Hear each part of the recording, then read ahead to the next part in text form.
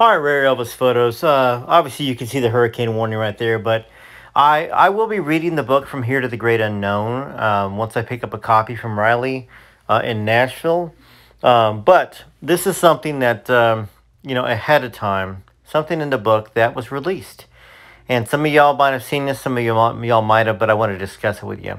So the article is Lisa Marie Presley had son Benjamin's body in her house for 2 months after he died. Now, before we rush to judgment, yes, that seems very, very, very out there.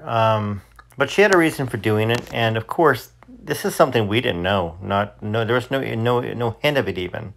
But Lisa Marie Presley took many staggering secrets to the grave when she died in January of 2023 from a small bowel obstruction, but not before penning them to paper.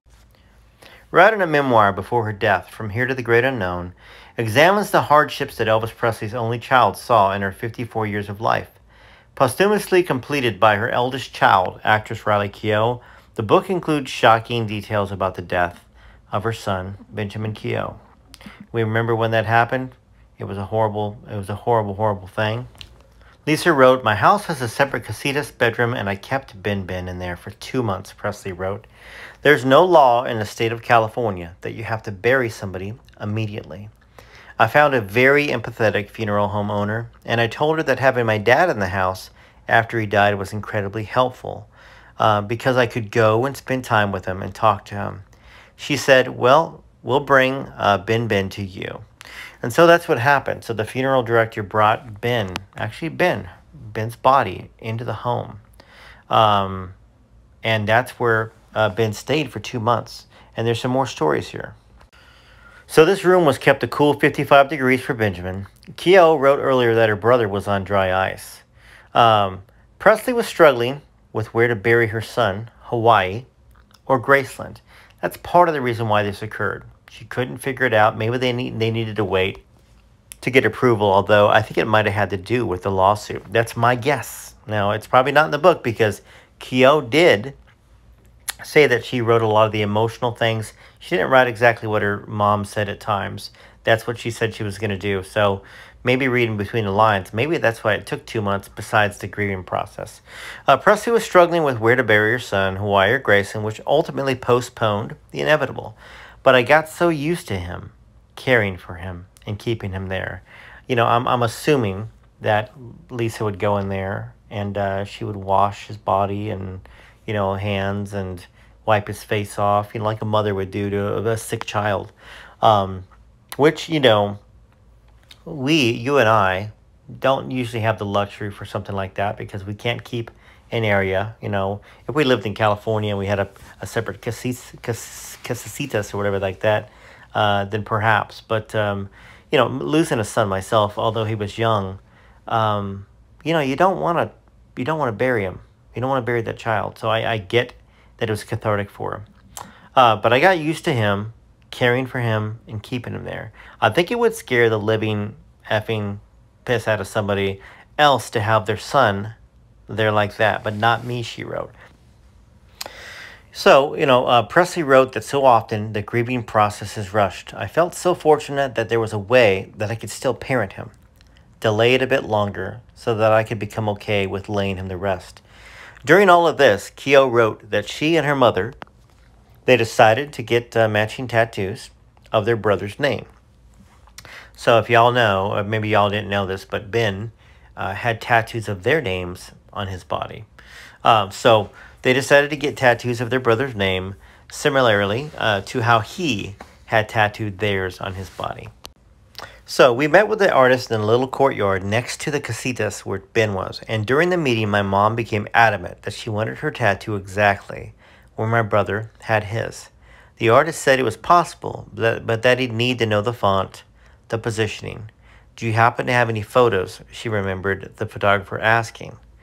"No, but I can show you," her mother responded. I looked at my mom, and with my eyes, I only communicated, "Are you out of your effing mind? You've never met this guy before. Do not bring him into that room with my brother," with my dead brother.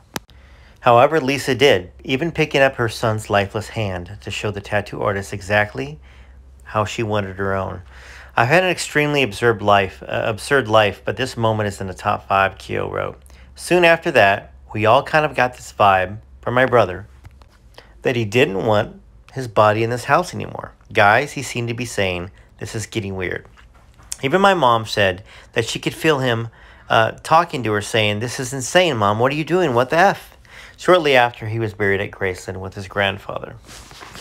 So let's talk about this a little bit. Obviously, you know, Ben, well, this whole scenario, having your son in your own house passed away in a casket where you could actually open the casket and hold his hand, brush his forehead, all that stuff. We know that Lisa never recovered from Ben's death. And it's not what killed her, obviously. It's not why she died. She died of a small bowel obstruction, very similar to her dad, you know, in some ways, had those same issues. And it was a very sad thing. But the pressure, let's talk about Ben a little bit. The pressure that he had, all the similarities that he shared with his grandfather that the magazines would put out, the $5 million record deal that he was offered. First off, Elvis was Elvis. Nobody compared to Elvis.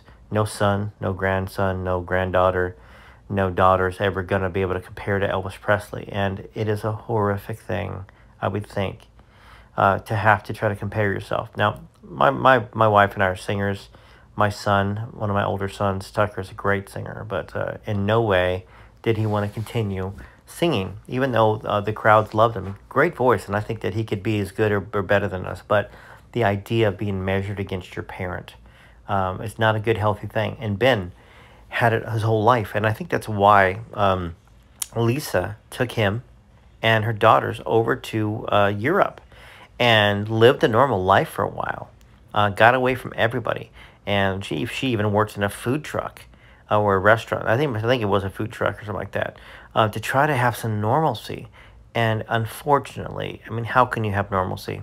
The great responsibility that she bared to continue the legacy of Elvis and Graceland is part of what gave her a miserable life, and one of the reasons why Ben took his own life.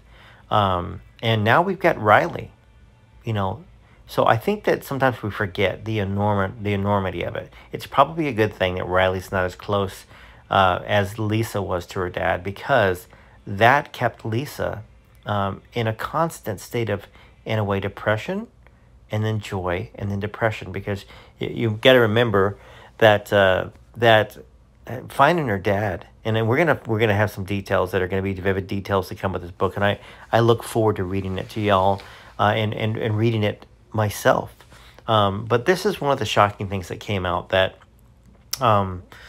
before it got spun too much by everybody else, how morbid and horrific it was. This was just a mother grieving, a mother trying to find extra time with her child. And it's possible that his burial got delayed by the whole lawsuit with Priscilla.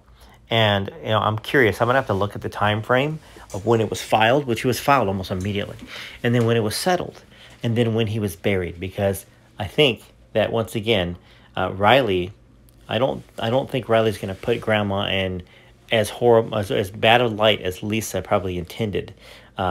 Just from what I've seen, that she said she was gonna speak emotionally to Lisa's words, not her exact words. But let me know what you think in the comments. This is Rare Elvis Photos. I wanted to bring this to you, and hope you have a good evening. If you're in Florida on the Panhandle, get the heck out. I hope you're already gone. Hope your family's already gone and not in harm's way. All right, till next time. This is Rare Elvis Photos.